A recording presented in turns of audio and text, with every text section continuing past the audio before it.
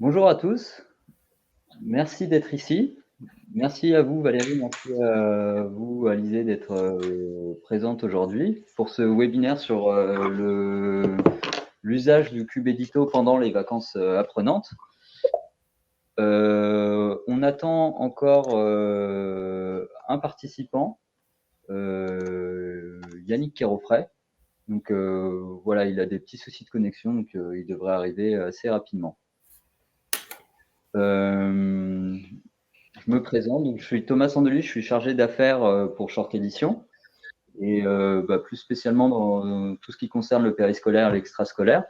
Et je suis accompagné de Sylvia. Bonjour, et donc moi je suis cofondatrice de Short Edition et en charge des contenus et du développement des produits, donc du site édito et du cube édito. Merci. Du coup, en attendant que Yannick arrive, je vais vous exposer le plan principal du webinaire et puis et voilà. Donc, dans un premier temps, en fait, je vais présenter Short Edition pour recontextualiser parce qu'on a dans les auditeurs, parmi les auditeurs, on a des personnes qui nous connaissent déjà, des personnes avec qui j'ai eu déjà des contacts ou des rendez-vous, d'autres personnes qui ne nous connaissent pas encore.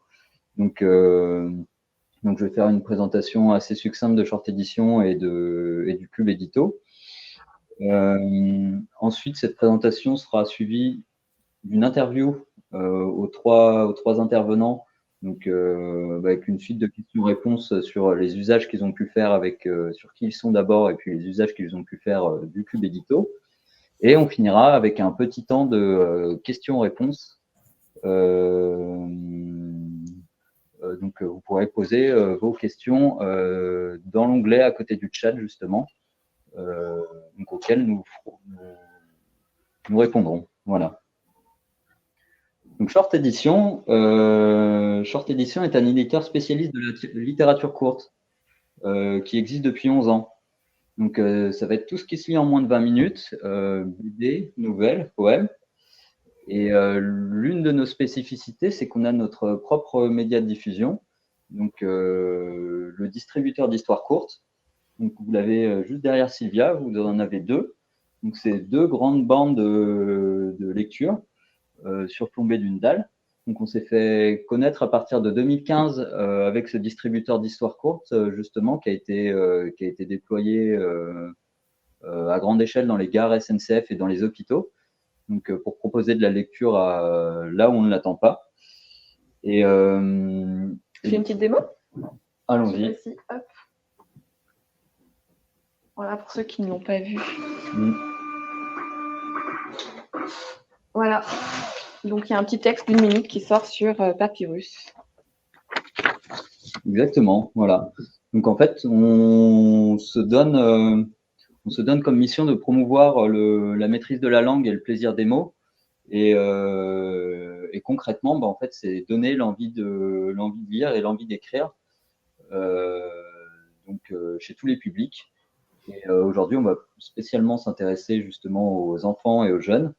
Voilà, parce que concrètement, en France, d'après l'Agence nationale de lutte contre l'inillettrisme, on a 7% des adultes. Parfait. Bonjour Yannick. Bon, voilà, je raccroche. Merci. Donc, des adultes qui sont illettrés en France. Donc, c'est des personnes qui ont été scolarisées et qui derrière qui ont été scolarisées jusqu'à l'âge légal et qui derrière ont des gros problèmes d'illettrisme. Donc nous, on est là pour justement participer à la prévention de l'illettrisme. Donc voilà, nos distributeurs ont un côté facile, ludique et assez rassurant pour les petits lecteurs. Donc voilà, notre mission, c'est vraiment de les aider dans leur accès à la lecture. Et en 2020, on a développé le Cube Édito. Le Cube Édito qui est la version miniaturisée du distributeur d'histoires courtes. Donc on l'a développé avec le soutien du ministère de l'Éducation nationale. Donc le principe est le même pour le distributeur d'histoires courtes. C'est très simple. On le branche juste à une prise de courant. Après, il se connecte tout seul en 3G. et vous pouvez déclencher l'impression d'histoire. Donc là, on a une version justement sans contact qui a été développée pour le Covid. J'ai un bouton poème et un bouton jeunesse. Hop, voilà, j'imprime également une histoire. Justement, les histoires, elles viennent. Est-ce que tu veux que... Oui, donc nous, on est éditeur, donc on a une plateforme web qui permet à nos auteurs de nous soumettre des textes. On fait, comme tout éditeur, une sélection. On a un comité de lecteurs qui lit une première fois des textes, et puis quand les textes sont sélectionnés, on a un travail d'édition qui sont faits avec les auteurs pour arriver à un résultat qui soit intéressant et satisfaisant. On a toutes sortes de contenus, des contenus jeunesse et aussi des contenus pour les adultes, avec aussi, tu le disais, peut-être avec des contenus qui sont aussi accessibles aux allophones et une certaine partie pour des personnes qui sont en situation d'illettrisme. Exactement, voilà. Et ce que je souhaite ajouter, c'est qu'en parallèle du Cube Édito, vous allez entendre également parler du site Édito, qui est la plateforme associée au Cube Édito qui permet donc de créer vos collections d'œuvres personnalisées. Donc, soit de piocher dans nos contenus, dans notre fonds éditorial pour réaliser vos propres collections, et également de faire écrire vos communautés d'enfants et de jeunes via un éditeur de texte intégré. Donc, pour qu'ils aient, en plus du plaisir de lire, le plaisir d'écrire et qu'ils se sentent valorisés et très fiers de participer à ces projets d'écriture. Voilà, nous avons assez parlé et nous allons passer la main aux participants, à nos intervenants. Je vais vous laisser vous présenter rapidement en 1 minute pour contextualiser un peu votre présence aujourd'hui. Je suis Valérie Gauthier, je suis en région parisienne. J'ai monté il y a 5 ans une toute petite entreprise autour de la médiation numérique en fait. Donc on a un atelier de fabrication numérique dans un camion. Et on fait beaucoup aussi de numérique éducatif. On intervient dans les écoles, dans les collèges, dans les médiathèques, à la fois avec les jeunes ou des moins jeunes, mais aussi pour faire de la formation, par exemple de l'usage des tablettes dans les écoles et les collèges. Donc on est 6 ou 7 et on intervient donc plutôt en région parisienne. Ok, merci Valérie. Alizée ? Oui, donc je suis Alizée Salvatore, je travaille à la Ligue de l'enseignement des Bouches-du-Rhône. Je m'occupe du dispositif Lire et faire lire sur le département et aussi de chargée de mission lecture, de projet lecture, d'où ma présence et le fait que j'utilise le Cube Édito. Voilà. Merci Alizée. Yannick ? Oui, bonjour.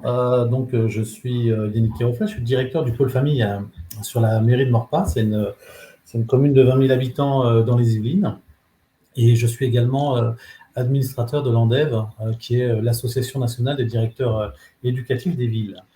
Voilà. Et donc, sur la ville de Maurepas, je suis en charge des services scolaires, périscolaires, les crèches et l'hygiène et la restauration.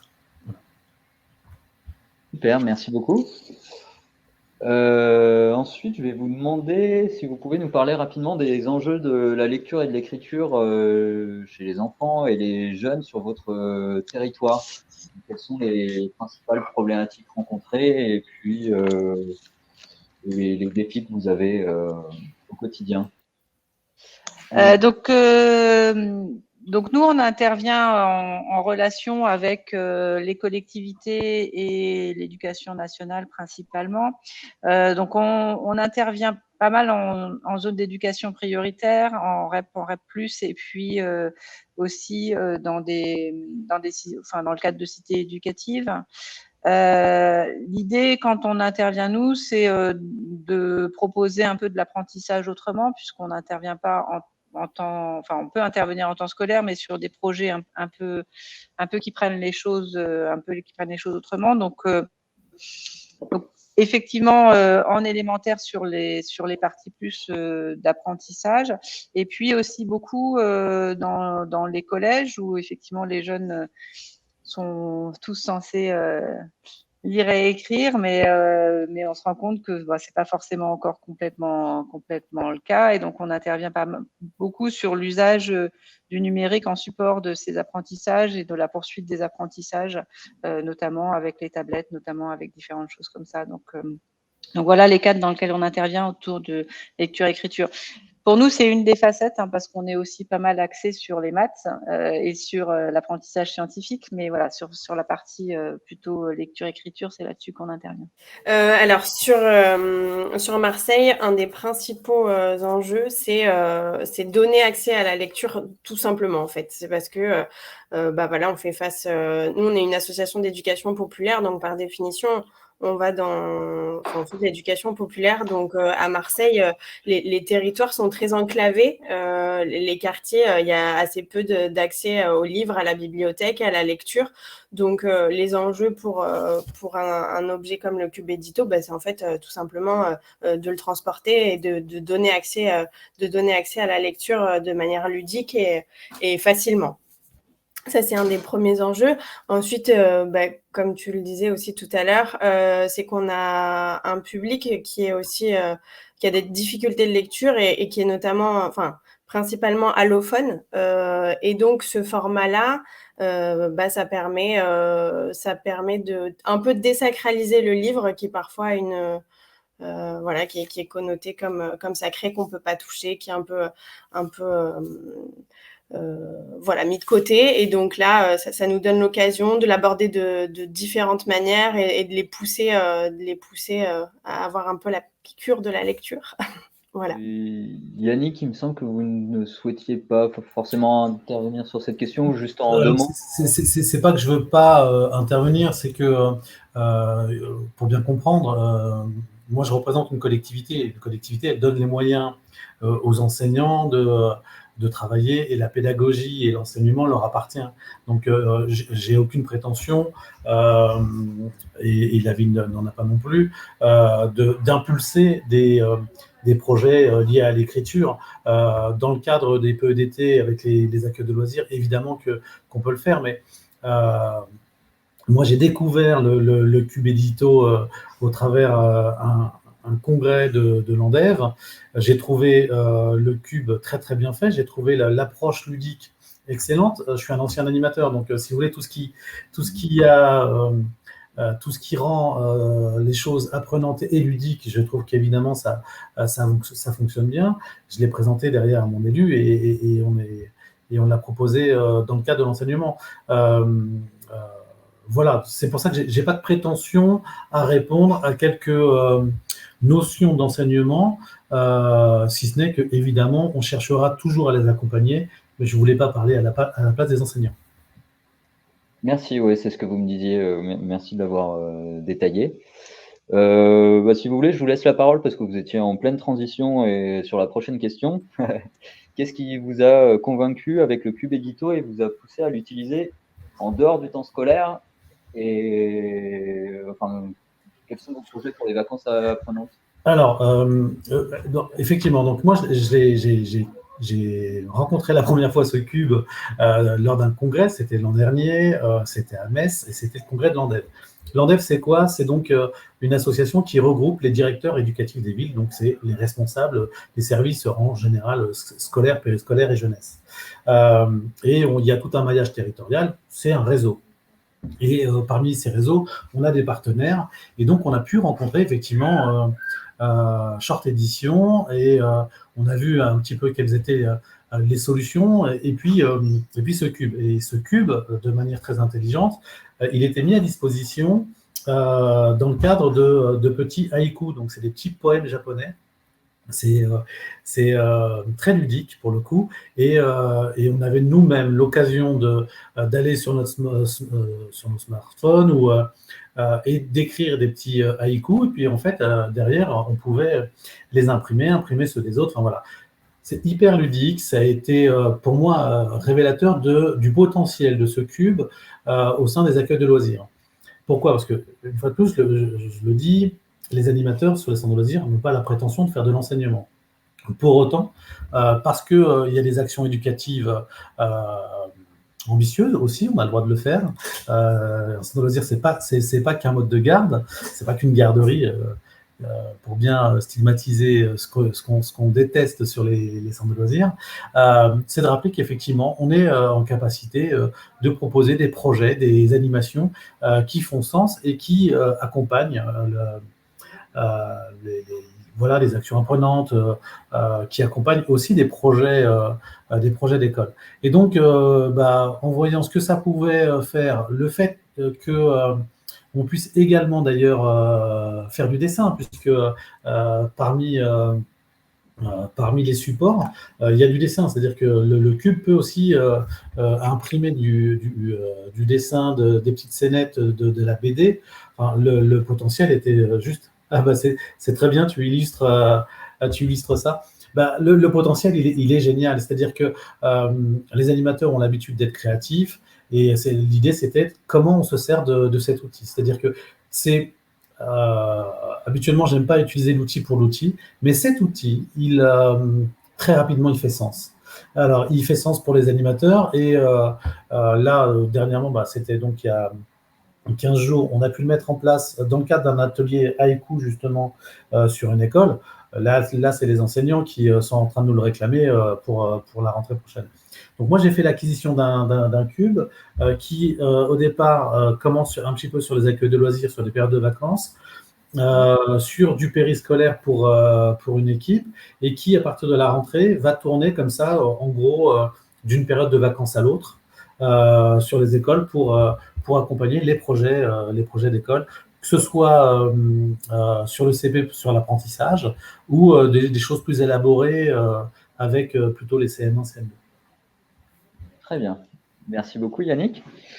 Alizé ou Valérie, du coup, qu'est-ce que vous a convaincu à utiliser le cube lors des vacances apprenantes ou en dehors du temps scolaire? Alors moi, j'ai découvert un peu par hasard aussi, presque, parce que j'interviens avec un syndicat qui s'appelle le Val d'Oise Numérique dans le Val d'Oise, et sur une partie plus fabrication numérique. Et il se trouve qu'un des partenaires de Val d'Oise Numérique est Short Edition aussi pour les cubes. Et donc, comme on intervient effectivement dans le cadre de vacances apprenantes et d'intégration, de possibilités d'utiliser du numérique pour faciliter les apprentissages. Donc moi, je suis pas non plus trop, finalement, je fais beaucoup de numérique, mais pas pour le numérique. En fait, notre idée, c'est toujours de se servir des choses pour voir ce qui peut être utile. Et je travaille notamment avec une ville qui a des tablettes dans les écoles, mais qui les utilise très peu. Donc moi, ce qui m'a convaincue, c'est la partie sur la créativité, c'est-à-dire que les enfants peuvent écrire, et qu'ensuite que ces histoires peuvent se retrouver dans le cube, et donc qu'ils peuvent avoir leur propre création, et puis le partager avec leurs parents, leurs copains, et avoir un peu cette fierté d'avoir quelque chose qu'ils ont écrit et qui se retrouve sous format imprimé, joli, et qui peuvent se passer. Donc moi, ce qui m'a plu, c'est vraiment cette partie à la fois découverte des histoires qu'il y avait dedans, mais surtout cette partie de comment s'en servir pour créer ses propres histoires et pour les partager, et pour amener cette fierté dans la création écrite. Donc c'est ça qui m'a convaincue, c'est ça qu'on a testé, vraiment c'est ça qu'on recherchait en fait sur effectivement avoir accompagner les enseignants sur des projets d'écriture, mais avec une finalité vraiment concrète et chouette à faire, quoi. Voilà. Merci. Moi, je l'ai utilisé qu'une fois, donc c'est vraiment, pour l'instant, c'est que cette partie-là, mais peut-être que j'aurai d'autres utilisations après. On espère, vu les résultats qu'on a eus. Alizé ? Oui, alors nous, l'objectif aussi, c'est vrai qu'on l'a beaucoup utilisé en temps scolaire, mais on a eu envie aussi de prolonger en fait ce qui se passe aussi à l'école, en dehors de l'école. Comme je le disais, on a des publics qui peuvent parfois je vais pas aller jusqu'à dire avoir en horreur, mais un petit peu des difficultés de lecture et d'écriture, et donc finalement le mettre de côté et ne pas vouloir s'en saisir parce que ne pas se sentir légitime, et du coup le déplacer dans le cadre du périscolaire dans des projets qui sont un peu moins ancrés justement scolaire, notation, moins connotés de ce côté-là, ça peut libérer la parole. Donc c'est pour ça qu'on l'a fait dans le cadre du périscolaire, avec des projets qui sont quand même autour de l'école, des projets de fin d'année pour valoriser la parole, par exemple. Et dans le cadre des vacances apprenantes, c'est un outil qui est ludique sur les temps calmes, sur les temps libres pour les inciter à lire. Le format court, évidemment, on s'engage pas dans une activité qui dure des heures, donc c'est aussi un atout. Voilà. Après, on l'utilise aussi pour des événements ou des festivals. Nous, on a un festival qui s'appelle Décliquer des livres. C'est pour les enfants ou des écoles, des centres sociaux. Donc, dans ce cadre-là, on fait des ateliers avec. Donc voilà. Donc, il y a une multitude de façons de l'utiliser et on va en développer encore, mais je vais pas spoiler les questions suivantes. Ouais. Continuons à liser pendant que tu es sur ta lancée.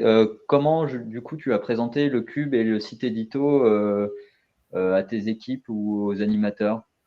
Alors, au départ, on y est allé, c'est on l'a présenté comme un outil de valorisation de l'écriture. On a voulu entrer par ce chemin-là parce que c'est ce qu'on avait envie de transmettre. Or, il faut être formé aux ateliers, il faut avoir, c'est toute une organisation, il faut maîtriser le site, il faut pouvoir le mettre en œuvre. Donc, nous, on est en train d'essayer au fur et à mesure de le présenter comme ça, pour valoriser la parole. Une fois de plus, c'est des publics qui n'ont pas souvent l'occasion de se mettre en avant ou de prendre confiance en eux, surtout dans l'écriture. Or, aujourd'hui, on l'utilise quand même beaucoup sur des temps de lecture, aussi dans le cadre d'ateliers avec des lectures à voix haute. Ça peut être très intéressant. Donc, on le présente au départ comme un outil de valorisation. Après, selon les animateurs, selon le territoire, ils s'en saisissent un petit peu comme c'est le mieux. Et au fur et à mesure, on essaye de former justement à ces ateliers-là. Nous, on l'a aussi présenté sous cet angle-là, puisqu'on voulait l'intégrer en fait dans le cadre de vacances apprenantes. Et là, on travaille avec des enseignants. Donc, il faut qu'on se rapproche à quelque chose vraiment où ils voient l'intérêt éducatif. Et l'idée de ces vacances apprenantes, avec la ville avec laquelle on intervient, c'est vraiment de rendre les jeunes acteurs et créateurs en fait de choses et le moins passif possible. Donc on l'a présenté comme ça, et nous on l'a présenté beaucoup en liaison avec les facilités d'écriture avec la tablette, mais je le présenterai tout à l'heure.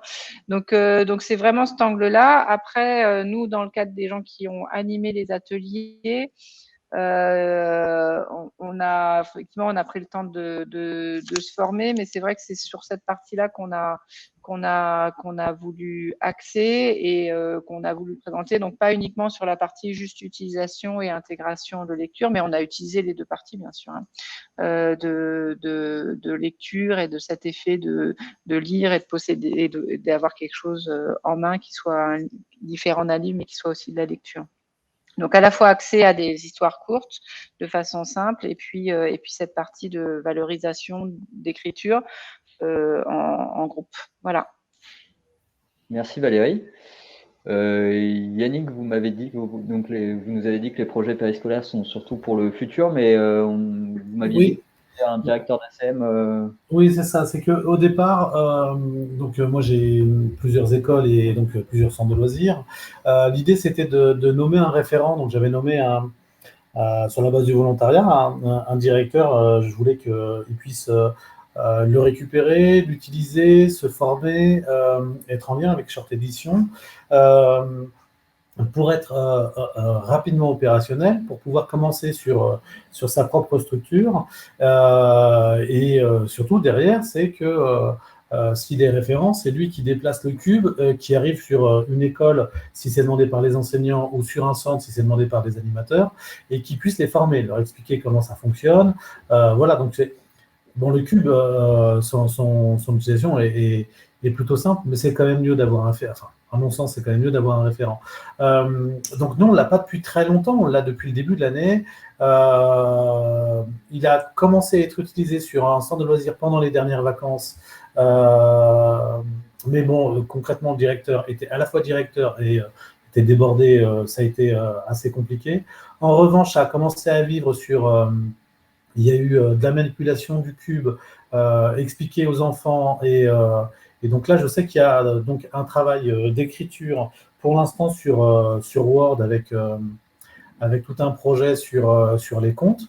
Donc là, les enfants sur le périscolaire travaillent dessus justement avec ce directeur, avec Frédéric. Donc ça vivra jusqu'à la fin de l'année et du coup, ce sera mis en place sur la plateforme et les enfants pourront les imprimer. Donc ça, c'est ce qui se passe sur cette partie-là. Sur la partie enseignement, effectivement, donc, il y a eu un atelier haïku sur une école. On l'a valorisé. C'est-à-dire que moi, j'ai demandé, donc on avait un intervenant haïku avec 2 classes. J'ai demandé au service de communication de couvrir l'événement. On l'a fait passer sur les réseaux sociaux. Derrière, moi, j'ai fait une communication des retours à la fois des enfants, des enseignants sur toutes les écoles. Et ça y est, donc là maintenant, on a des demandes de la part des enseignants et c'est pour ça que je vous dis que ça démarrera à la rentrée prochaine, à partir de septembre. Telle école l'aura pour 6 à 7 semaines et puis ça va pouvoir tourner un petit peu comme ça. C'est vrai que du coup, ça pose la question du nombre. Aujourd'hui, on en a un. Parce que dans le même temps, moi, j'aurais souhaité qu'à partir du moment où sur la plateforme de la ville, on commence à avoir pas mal de petites histoires courtes, de petites BD, d'haïku, j'aurais bien aimé qu'il y ait un cube au niveau du guichet d'entrée de la mairie, par exemple, ou en médiathèque. C'est-à-dire que les familles qui attendent, qui patientent, elles passent la main et hop, elles récupèrent un ticket avec une histoire écrite par un enfant morpasien. Donc ça a vraiment cette valeur-là. Voilà. Ok, très bien. Et du coup, vous avez déjà amorcé la prochaine question sur les exemples d'actions qui ont été menées, etc. Et j'en profite justement pour vous demander comment ces ressources ont été perçues à la fois auprès des enfants et auprès du personnel encadrant. Pour moi, c'est ce que je vous disais, c'est un petit peu trop tôt pour la plateforme. Les enfants l'ont à peine vue parce que c'est plutôt Frédéric qui, faute de temps, ont d'abord travaillé sur Word. En fait, vous savez, ils ont des classes mobiles, donc ils travaillaient sur support numérique et ensuite ça pourrait être transféré sur la plateforme. Mais là, je pense que Frédéric pensait que c'était plutôt à lui de le faire. Donc concrètement, je sais pas comment ils vont faire. Est-ce que c'est lui ou est-ce que c'est les enfants? J'ai pas pu le suivre dans le détail. Et là, pour les enseignants, je pense qu'ils chercheront de la même manière à être aussi réactifs qu'ils ont pu l'être sur la journée atelier haïku. Les ateliers haïku ont eu lieu le matin. Les enseignants étaient déjà au taquet sur cet atelier, puisque les enfants avaient au préalable été informés de ce qui allait se passer, à quoi ça ressemble. Et du coup, de l'après-midi même, ils avaient les impressions. Donc, c'est ça aussi qui me donne envie, c'est on travaille sur un support et on en a les résultats dans la journée, quoi. Donc, le cercle vertueux, c'est quand on arrive à faire tout ça, travailler sur l'écriture, sur l'imaginaire, sur les supports numériques, et qu'on repart avec un support physique et on est plutôt fiers de nous et on montre ça à ses parents, quoi. Pouvoir bénéficier du format court jusque dans la préparation dans la réalisation des événements. C'est ça, mais ça n'empêchera pas des projets plus longs. Je ne peux pas me mettre à la place des enseignants, mais c'est certains qui vont s'en saisir. Ils ont forcé sa formidité, quoi. Très bien, ok. Alizé, est-ce que tu peux nous présenter 1 ou 2 exemples d'actions qui ont été menées justement pendant les vacances apprenantes et quels ont été les retours à la fois des enfants et des animateurs? Oui, alors on a mis le cube sur l'île du Frioul dans le cadre des vacances apprenantes, et c'est un de nos médiateurs, du coup cette fois-ci numérique, qui a fait cet atelier. Et donc là, il est parti sur un atelier d'écriture. Ça a bien marché. Il a fait 3 séances, je crois. Et donc, forcément, avec le cadre qui les entourait, le fait d'être en vacances déjà, comment dire, l'imaginaire se libère un petit peu. Donc, au niveau des ateliers d'écriture, je trouve que ça n'a rien à voir avec le temps scolaire, où là, on est un peu plus bridé. Donc voilà, je pense que ça a été un bon retour. Effectivement, le fait d'avoir sa production plus ou moins directement après, ou le lendemain disponible, au niveau de la lecture, tout le monde voulait lire déjà sa propre histoire, c'est sûr, et les histoires des autres. Donc je pense que ça marche très bien pour l'animateur. Pour avoir eu son écho, c'est évidemment des ateliers qu'ils aiment bien animer, hein. Quand on sait que ça fait plaisir aux enfants, enfin ça marche, donc c'est ludique, les enfants accrochent, on a un résultat tout de suite, donc je pense que tout le monde est content. Voilà.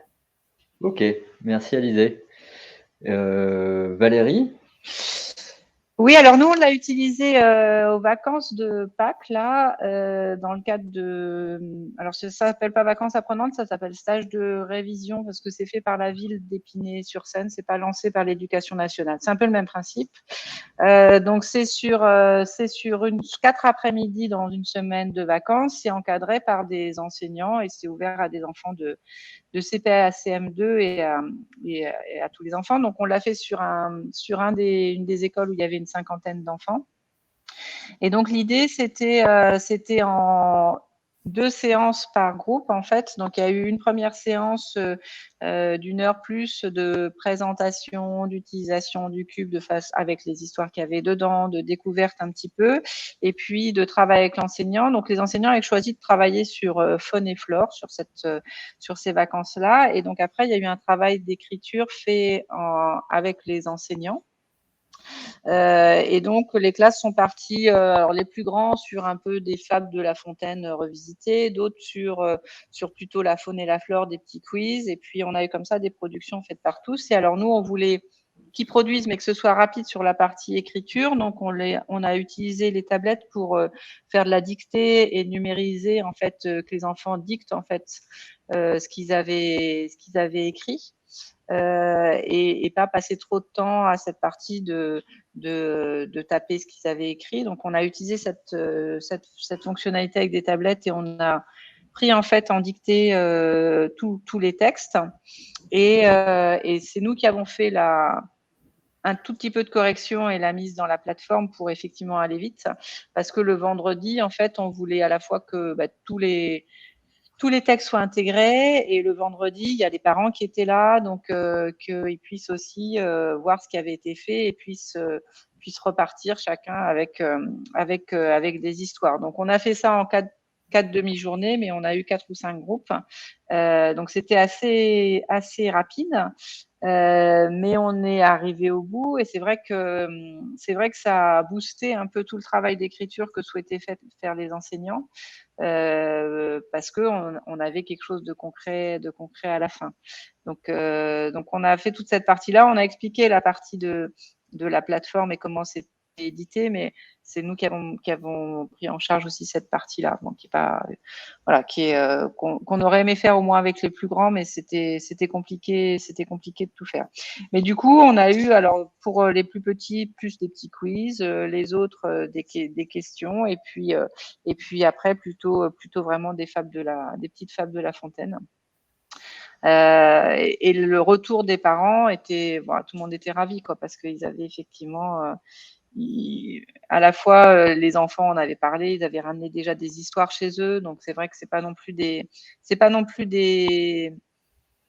environnements où il y a forcément beaucoup de livres dans les familles. Donc, le fait de ramener des histoires dans la semaine avec des histoires des petites nouvelles, ça avait déjà fait un peu de buzz. Et puis après, de ramener avec sa propre histoire ou les histoires des copains, c'est vrai que c'était encore, encore plus intéressant comme retour et comme accès à l'écriture. Donc, et les enseignants étaient très contents aussi de cet aspect. Ils sont pas forcément toujours très partants pour intégrer du numérique dans leurs activités, intégrer des écrans, des tablettes, etc. Mais là, quand on leur montre ce que ça peut apporter, ça pose plus de problème en fait. Voilà comment ça s'est passé. Ouais, merci. Je tiens à préciser que du coup, le site édito donne aussi la possibilité aux enfants d'écrire eux-mêmes leur contenu, même si là, dans les exemples que vous avez cités, pris par le temps ou pour des problèmes d'organisation, vous avez préféré faire l'intégration des textes vous-même. Donc, les enfants ont la possibilité d'accéder à un éditeur de texte sur lequel ils peuvent écrire eux-mêmes, soumettre leur œuvre à l'animateur, à l'enseignant et faire une sorte d'échange éditorial jusqu'à la validation de l'œuvre. Voilà. Mais bon, chacun s'en saisit à sa manière et c'est tout à fait adaptable aux activités que vous prévoyez. Alors, dernière question. Comment envisagez-vous le futur avec le Cube Édito? Et pour Valérie qui ne l'a plus sous la main, que ferez-vous si vous l'avez à nouveau? Je l'ai plus sous la main, mais bon, j'y réfléchis. Donc, j'ai plusieurs axes. Moi, j'ai cet axe de vacances apprenantes qui vraiment a bien marché. Je pense que je vais reproposer. Donc, j'interviens dans plusieurs villes autour de ces cadres-là. Et c'est vrai qu'il y a en discutant avec des collectivités. Donc, il y a une vraie envie de trouver dans le cadre des vacances apprenantes des liaisons entre du numérique et du créatif et de l'éducatif. Et là, on est vraiment sur des choses qui fonctionnent bien sur une petite période. En fait, on peut faire un petit projet sur une semaine, ça marche. Et ça a un vrai sens. Donc ça, je pense que je vais le réutiliser. Moi, je fais aussi des choses dans des médiathèques, dans des écoles, sur des formats plus courts de 2 heures. Je pense que ça tient aussi. Donc c'est aussi quelque chose que je vais essayer d'imaginer pour faire un format court, pour y travailler sur un format court. Et au-delà de ça, donc moi j'interviens beaucoup dans la médiation numérique en général, et j'ai toujours un peu le souci de me dire effectivement comment transmettre de l'information, transmettre des choses, notamment autour du… Bon, moi, je travaille sur la fabrication numérique, mais autour des questions qui se posent autour du numérique. Et je pense que dans le cadre des interventions qu'on fait, notamment hors les murs, je pense que ça peut être très intéressant d'avoir quelque chose qui explique voilà, ce que c'est que l'impression 3D, par exemple, à quoi sert, comment fonctionne une appli mobile, enfin voilà, sur des choses un peu plus de médiation. Et que quand les gens récupèrent une histoire, enfin récupèrent un texte, on soit sur cette partie-là. Je suis aussi en discussion un peu sur le même principe, sur une utilisation dans le cadre d'événements, par exemple d'événements sur des commémorations avec des villes pour donner de l'information aussi sur des choses un peu historiques dans les commémorations, sur ce qui peut s'être passé, et puis avoir un peu des retours ou des témoignages. Donc, il y a pas mal d'idées, soit dans le cadre de vacances apprenantes, soit dans le cadre des ateliers, soit dans le cadre un peu autrement. Donc pour l'instant, je l'ai pas sous la main, mais voilà, je suis en pleine réflexion pour voir comment l'utiliser. Je pense qu'il y a vraiment plein de moyens de l'utiliser en fait. Ok, merci Valérie. Petite question annexe d'une de nos participantes auditrices. L'âge des plus petits et celui des plus grands lors de vos ateliers. Est-ce qu'il y avait une différence d'accueil du sujet entre filles et garçons?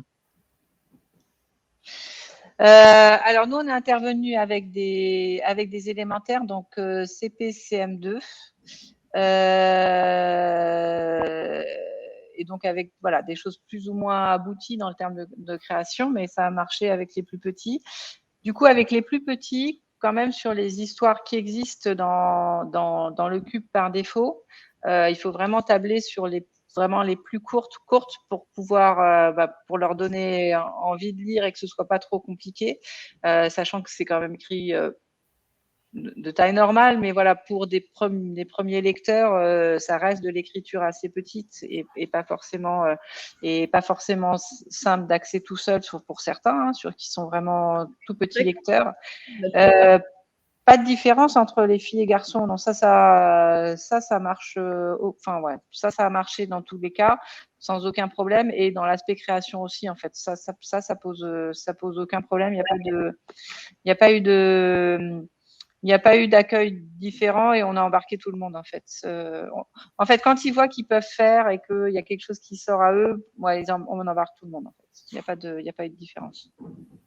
Juste pour préciser là sur les collections de Charte Édition, effectivement, on a 3 collections qui sont liées à l'âge, cycle 2, cycle 3, cycle 4. Et c'est vrai que donc le cycle, les collections pour les 6-8 ans, on est quand même sur les premières lectures avec des histoires. Et c'est vrai que c'est pas forcément, on est sur des choses qui sont un peu plus, peut-être plus destinées pour les 8 ans que pour les 6 ans. C'est vrai. Après, les histoires sont aussi accompagnées d'illustrations. Il y a des illustrations, et puis nous, on a aussi, notre objectif, c'était vraiment de proposer, de donner le goût à la lecture, et donc toujours proposer quelque chose, une petite aventure, une petite action pour engager le lecteur. Et c'est vrai que ça nécessite toujours un peu de place dans l'histoire, enfin, en termes de longueur d'histoire, et un vocabulaire. Par contre, on essaye de toujours faire en sorte que les phrases soient courtes. Pas trop, voilà. Au niveau de la grammaire, on reste assez simple. Mais c'est vrai qu'au niveau du vocabulaire, des fois, il y a un vocabulaire qui est même s'il est adapté, peut-être un peu plus difficile que pour quand on commence à apprendre en CP. Okay. Ouais, je pense qu'effectivement, si on veut vraiment axer sur la lecture des CP, il faut peut-être recréer quelque chose avec des plus petits quand on veut vraiment accéder. Enfin voilà, quand on veut leur donner à lire pour les plus petits, il faut peut-être avoir un petit travail en amont avec des plus petites parties, mais qui est faisable. Hein. Mais c'est vrai que sinon, des fois, c'est vrai que ça peut faire un peu peur pour des plus petits. Quoi. Très bien.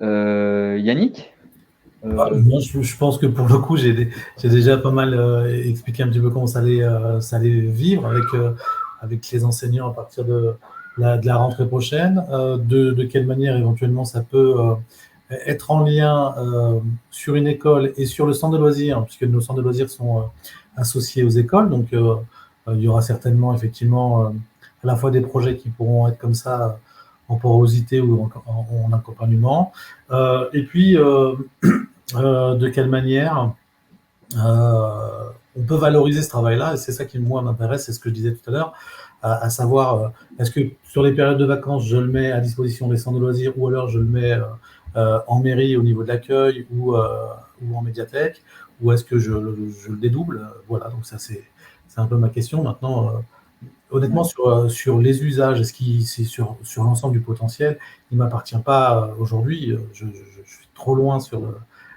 terrain, mais par contre, il suscite beaucoup d'intérêt. Très bien, ok, merci.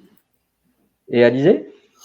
Donc, il y a différents projets pour la suite. Déjà, on aimerait, donc, le travail d'écriture, on aimerait en amont faire un travail d'édition, c'est-à-dire proposer aux enfants de créer leur propre collection et donc d'écrire en fonction d'un cahier des charges qu'ils auront eux-mêmes établi. Donc ça, pour les vacances apprenantes, on s'est dit que c'était une bonne idée de le faire en plusieurs fois. Autre idée, c'était, mais ça c'est un projet qu'il faut mettre en place, c'est de faire des correspondances.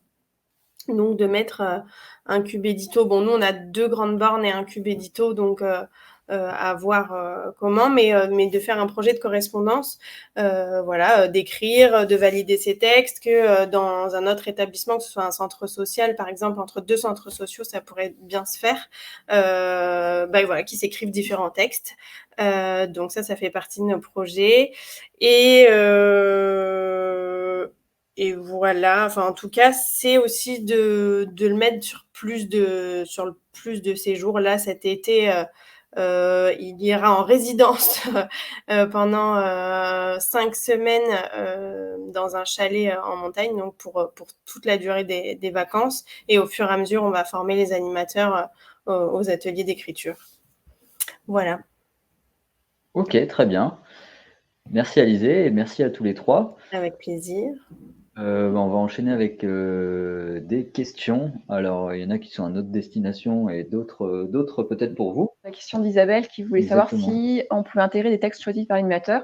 Donc oui, nous, on met à disposition nos collections d'œuvres. On les a classées par tranche d'âge. Et après, on a aussi créé des collections thématiques qu'on nous a demandé, qu'on propose, la nature, qu'est-ce qu'on a, la peur, l'aventure, l'imaginaire. Mais on a aussi donné la possibilité à l'animateur de créer ses propres collections. Donc, sur chaque texte, on a des mots-clés qui vont un peu présenter le texte, le questionnement sur le genre, la bienveillance, les difficultés à l'école, l'amitié, etc. Et donc, l'animateur, avec l'aide de ces mots-clés, peut constituer ses propres collections pour répondre à une thématique. Notamment, vous disiez, Valérie, il y avait une thématique flore et fun. Et ben voilà, on peut faire une collection de textes qui sont pour illustrer cette thématique. Très bien. Il y a Audrey qui veut. Oui, je vais revenir sur les tarifs. Donc en fait, il y a donc d'un côté le Cube Édito, donc la version physique, enfin le distributeur, donc pour lequel il y a une formule d'achat à 1 900 € plus 350 € de livraison. Et un abonnement, une licence, donc qui permet la rémunération des auteurs, l'accès à notre fonds éditorial, la connexion de la machine, à 960 € par an. Après, d'un autre côté, on a le site édito, donc le pendant numérique du distributeur, qui va permettre de créer des projets d'écriture, de lecture, donc avec nos collections, et de réaliser vos propres collections personnalisées, et également de créer des ateliers d'écriture. Donc, ce site édito, il est à 700 € à l'achat, plus 480 € de licence. Peut-être qu'on pourra l'écrire dans le chat. Oui, je l'écrirai dans le chat. Donc, en gros, ça fait une année 1 autour de entre 4 et 5 000 €, et une année 2 environ entre 1 400 et 1 500 € pour le fonctionnement. Voilà. Ce que je tiens à ajouter par rapport au fonctionnement aussi, c'est que on a des possibilités de financement qui sont ouvertes et assez variées en fonction de nos interlocuteurs, des collectivités avec lesquelles on travaille. On a des projets, par exemple, qui peuvent être montés en collaboration entre plusieurs services municipaux, par exemple le service enfants-jeunesse et le service culturel. Parce qu'on se rend compte qu'au niveau des bibliothèques, il y a pas mal de subventions de plusieurs organismes, dont le CNL, le CDLI, le CTL, qui permettent, qui proposent des subventions justement pour le développement numérique des ressources dans les médiathèques. Et certaines de ces subventions sont destinées spécifiquement au public enfant-jeunesse. Donc voilà, s'il y a 2 services sur le coup avec la possibilité de débloquer des subventions, ça peut aider. On a également, dans le cadre de cités éducatives ou dans certaines communes où il y a des quartiers prioritaires, des aides spécifiques dans le cadre des programmes de réussite éducative ou des programmes de réussite éducative ou sur des projets, par exemple, de lutte contre l'illettrisme. Donc voilà, si vous souhaitez avoir plus de renseignements, ce serait bien qu'on en discute ensemble et que qu'on puisse voir ensemble justement ce qu'on peut faire dans votre cas particulier. Question de Caroline. Est-ce que le site édito est disponible sur mobile pour les jeunes ados ou les parents? Oui. Oui.